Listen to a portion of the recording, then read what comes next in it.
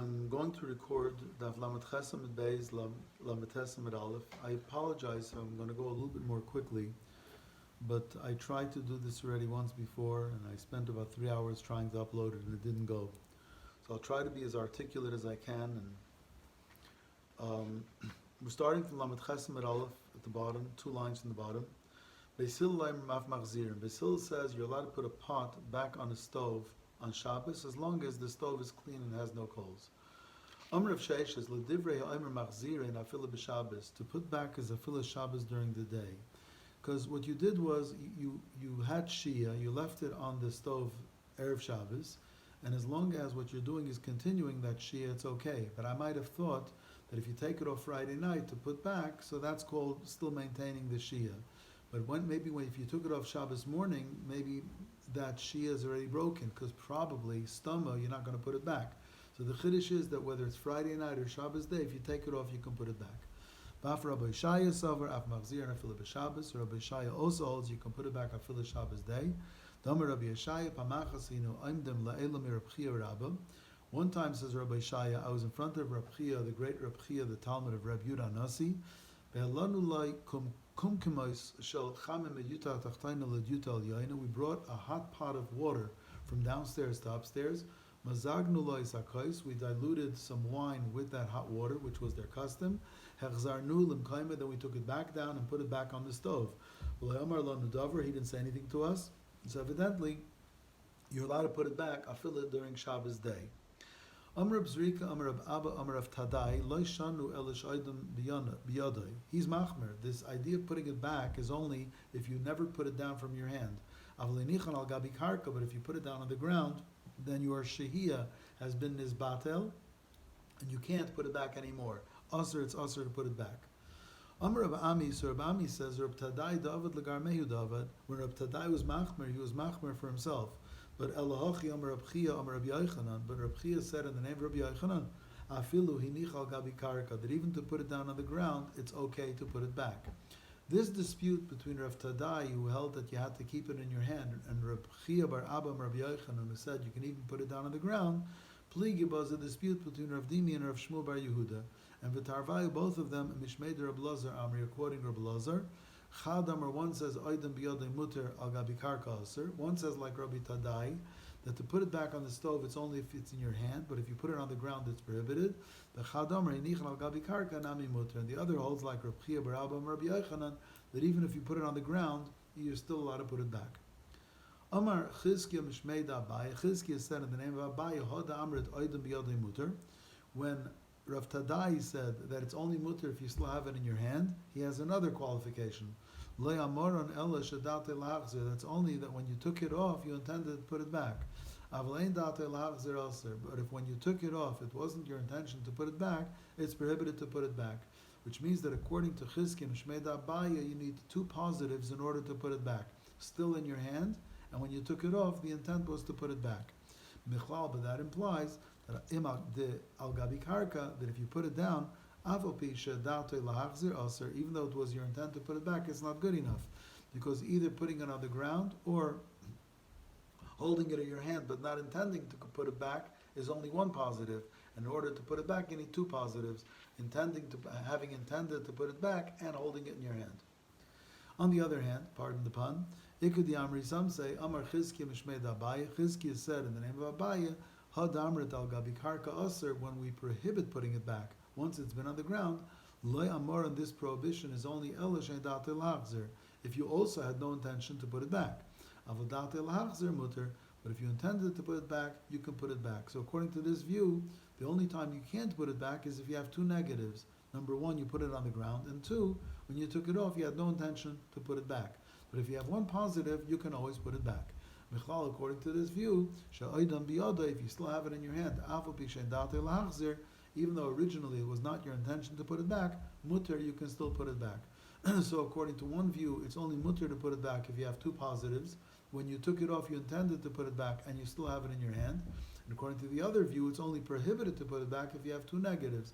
Both you put it on the ground, and when you took it off, you had no intention of putting it back. Boy Rabbi Yirmiyah was wondering, Talon b'makel mahu, or hinichan al gabi mita mahu. Holding it in your hand is a positive. How about not in your hand, but putting it on a hook? Or what about putting it on a bed, but not on the ground? Is that also a good enough positive? Or no, as long as you're not holding it actual in your hand, it's not positive anymore. So does hand literally hand, or is hand as long as it's not on the floor, but even on a hook or on a bed or another platform like a chair or table would be good enough. Boy Ravashi has another issue. Pinan mimechem lemechamahu.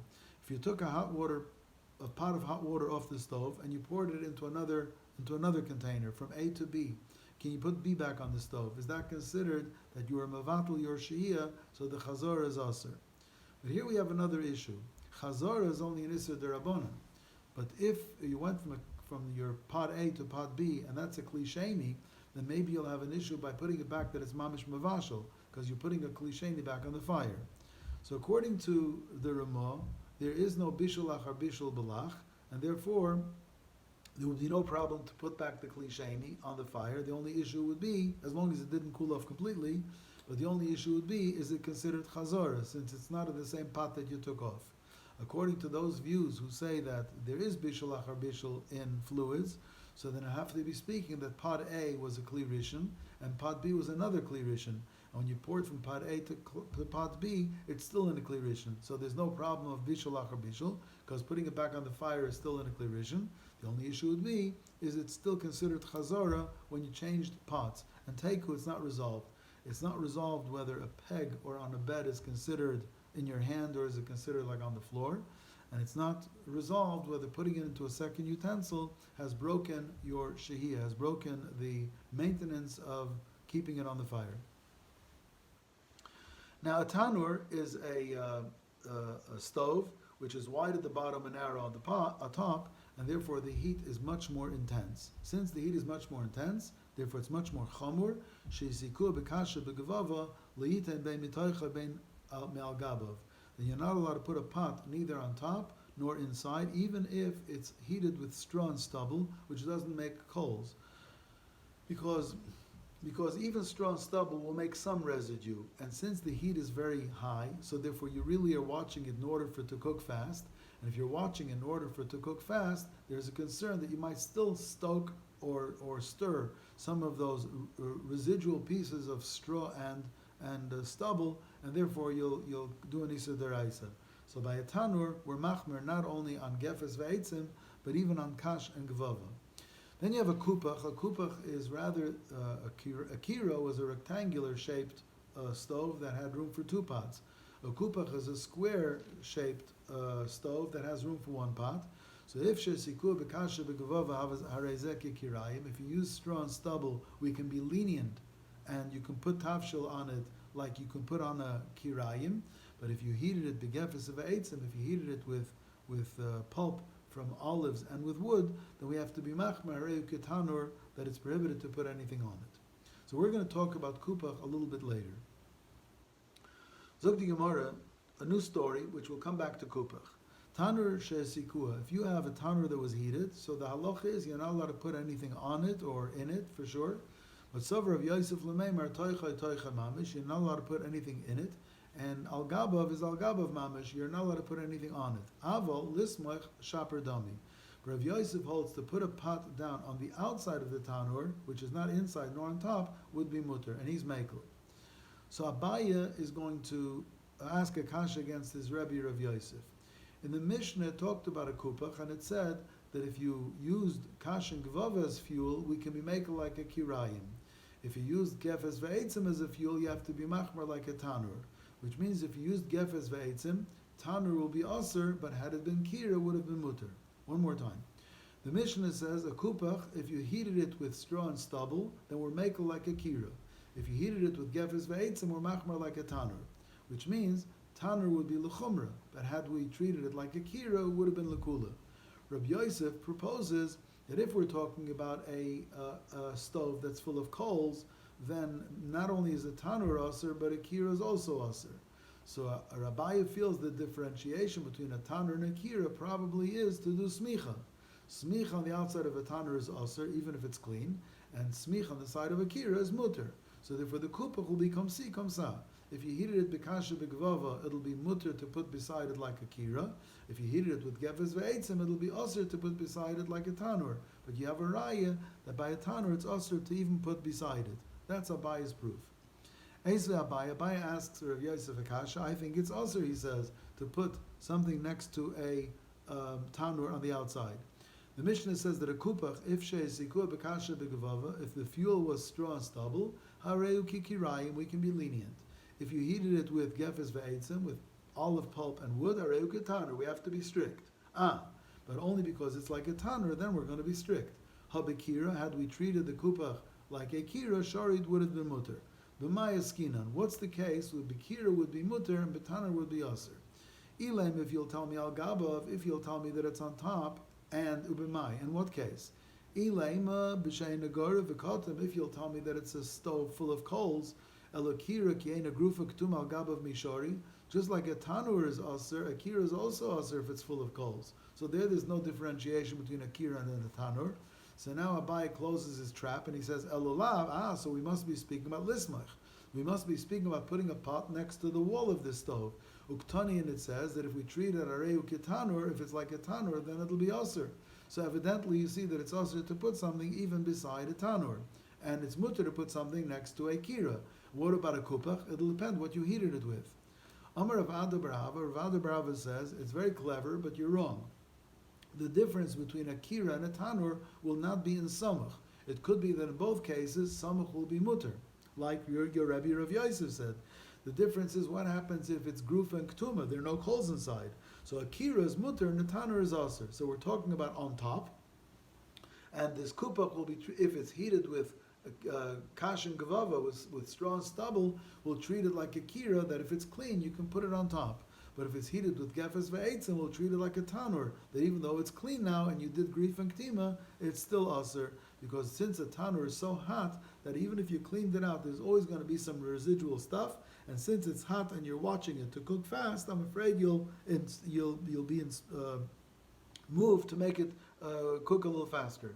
Amar Rav Ada Barava, hacha bekupach gorav v'kotam v'tanur grufa ktuma skinan. We're talking about a kupach that has no coals left inside and a tanur that has no coals left inside. And hareyu ketanur, and if you heated it with wood and pulp, it's like a tanur. The alfagav the gorav v'kotam al gabav aser. Even though a tanur is clean and no coals, it's still aser. And because the kikira, had it been like a kira without any coals, kigruf and ktuma, without coals, shaper dummy would be okay. So this kupach, which can be like a kira or it can be like a tanur, depending on what you use in fuel, is not necessarily speaking about lismoich, to put something next to it. It's speaking where the stove is clean, and we're talking about putting something on top of it. And if it's bekasha b'gavava, it's as mutter as a kira. And if it's begefes ve'etzim, even though you cleaned it out, it's as aser as a tanur. Tanya kavasid Abaya, and Abaya is right though, that we're very machmer with the tanur. The tanur shesikua bekasha b'gavava in samchan. If you have a tanur that was heated even with only straw and stubble, which should be lenient, you're not allowed to put something next to it. Vein tzorach leimer, certainly you're not allowed to put anything al gabav on top of it. Vein tzorach leimer, and on certainly you can't put anything l'taycha into it. And vein tzorach leimer, certainly, it's aser if you heated it to gefes ve'etzim with pulp and wood. On the other hand, the kupach shesikua bekasha b'gavava samchan. If you have a kupach that was heated with straw and stubble, we can be lenient like a kira and put something next to it, and even nice than al gabav, and even put something on top. But if it's begefes ve'etzim, but if it was heated with pulp and wood, you can't put anything next to it. So therefore, Abaya is right that a tanur is very, very strict, that even if it's clean, you did grif and ktima, no matter what you heated it with, whether you heated it with gefes ve'etzim, or even you heated it with the most lenient kasha b'gvava, it's also to put anything in, it's also to put anything on, and it's also to put anything next to. So now the Gemara is very simple. It just shows you what a kupach is. Amalei Rav Achabre, the Rav Ashi, I don't understand. Hai kupach, heichi dami. What's a kupach? Ika kira dami. If it's like a kira, like this rectangular two-pot kira, afilu begefes ve'etzim nami. If you cleaned it out, even if you had heated it with wood and pulp, it should be mutter. Ika tanur dami. If it's so strict that it's like a tanur, then afilu bekasha begavav nami loy. Then even if you heated it with straw and stubble, it should be aser. Amar Lei, so Rav Ashi explained to Rav Achabre de Rava, nafish havle midikira v'zuter havle midetanur. It has more heat than a kira, because a kira is a rectangular stove that has room for 2 pots, so there's a lot of room for the heat to be lost. But it's less hot than a tanur, which is wide at the bottom and narrow at the top, and all the heat is coming out of the top. Here it's a kupach, heichidomi kupach, heichidomi kira. What is a kupach? What is a kira? Rabbi Yosef Bar Chanina, kupach is makam shvisas k'ter achas. It's a square stove that has room for 1 pot. So with a pot on top, not so much heat gets lost. Kira is makam shvisas shtei kederas. A kira is where you have a rectangular stove that has room for 2 pots, and more heat gets lost. So a kira, which has room for 2 pots, a lot of heat gets lost. A kupach that has room for only 1 pot, less heat gets lost. And a tanur, which has a lot of fuel at the bottom and everything is narrow to the top, that's the greatest amount of heat. Amar Abaye v'teimer Rabbi Yirmiyah afanana mitinina. Abaye said, and some say Rabbi Yirmiyah said, that we learned this in a Mishnah, that a kira shenechleka la'arka ta'ira. If you have a rectangular kira and it got split along its length to make 2 long pieces, but each one is only a half, so it's tar because it's unusable anymore. You can't put a pot on because it's split along the length. But if you split it l'rachba, if you split it in the width, then it's tameya, because each half still has room for 1 pot. But a kupach, bein la'arka and bein l'rachba tar, a kupach, since it only had room for 1 pot in the first place, so whether you split it horizontally or vertically, it doesn't matter. But there's no room to put a pot on, and therefore it's not a keli and it's tar. So you see that a kupach is a 1-pot stove. I'm going to upload this, it's half, and then I'm going to upload the second half. And Hashem Yazor, that this time it should work.